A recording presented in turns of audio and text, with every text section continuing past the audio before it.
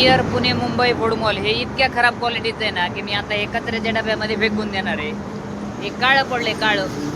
मला वाटतंय काल रात्रीचं आज 10 वाजता मला दिलेलं आहे आणि हे खायला इतकं आंबट लागतंय ना, म्हणजे आज नाही खात मी. दरवेळेस मुंबईला जाताना हे फूड प्लेट खात असतो. पण कसं आहे की बा ऑप्शन नाही दुसरं म्हणून मी घेतलं आणि हे इतकं खराब क्वालिटीचं आहे ना की आज खाऊच वाटत नाही. लाज वाटली पाहिजे थोडीशी की इतक्या थर्ड क्लास क्वालिटीचं आपण मटेरियल देतो आणि खाण्याच्या नावावर.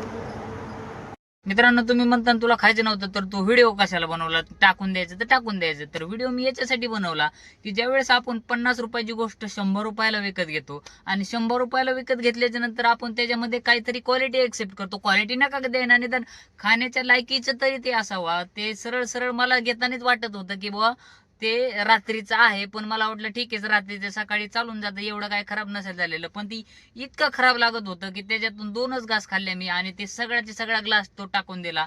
फ्रूट सॅलडचा ग्लास मी याच्यासाठी घेत असतो की जेणेकरून रोज मी आठवड्यातून 3 दिवस मुंबईला जातो, तर कुठेतरी वडापाव समोसा खाऊन तेलकट वस्तू खाऊन तब्येत खराब होते, म्हणून फ्रूट प्लेट जरा हेल्दी राहण्यासाठी घेत असतो.